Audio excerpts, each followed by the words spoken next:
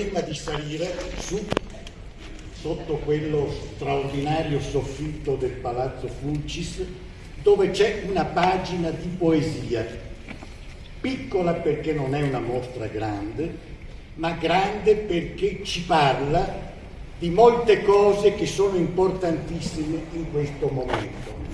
È importante che il portone sia ancora aperto perché molti sono rimasti fuori, ecco perché guardo da questa parte. Ringrazio il Presidente che lascia entrare coloro che vogliono partecipare a questo evento. No,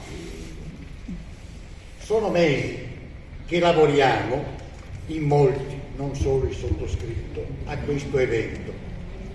Era difficilissimo metterlo in campo perché Maurer è morto 37 anni fa, non qualche anno fa, e la memoria si perde.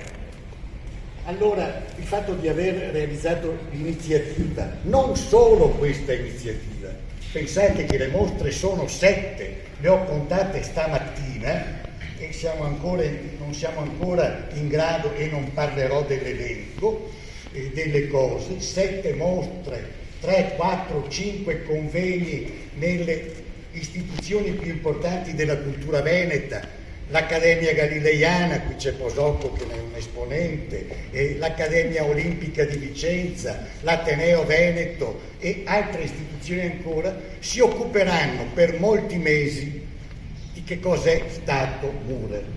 Allora ho parlato di memoria, voglio solo dire alcune cose, anzi leggervi alcune parole che ho scritto stamattina. Cultura, storia, memoria. Senza memoria, senza storia, senza cultura non vi è identità, non vi è consapevolezza, non vi è la necessaria forza di esistere e di resistere. Ha detto Padre cosa stiamo vivendo, lo ha detto anche il messaggio del ministro D'Incà a proposito dei grandi eventi che ci sovrastano e ci fanno preoccupare. Maurer ci ricorda con tutto il suo lavoro, qui ne vediamo solo una parte e lo dice adesso Marangon, ha parlato di varie cose della nostra vita, però credo sia giusto anche ricordare la sua amicizia con grandi personaggi significativi, che ricordiamo peraltro, è una coincidenza straordinaria, guardo Valente, che ricordiamo in modo simmetrico.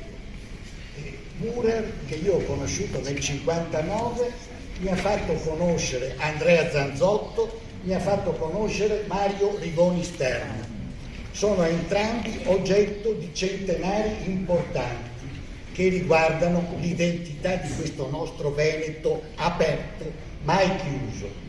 Ma voglio ricordare un altro centenario importante che è legato alla mostra, e finisco, il centenario della nascita del professor Giuseppe Mazzarioli. Senza Giuseppe Mazzarioli non ci sarebbe stato quello scatto dopo la scoperta da parte di Augusto Maurer, di Arturo Martini, quello scatto che lo ha fatto diventare davvero un grande personaggio della scultura e dell'arte contemporanea. Ho detto tutto, aggiungo per finire il ringraziamento doveroso da parte mia e da parte vostra ai figli di Maurer, a Bruno, a Lornella, a Franco. La mostra e le altre mostre sono fatte grazie alla loro collezione, alla loro capacità di conservare la memoria del loro papà. E se noi possiamo vedere queste cose e emozionarci è grazie a loro.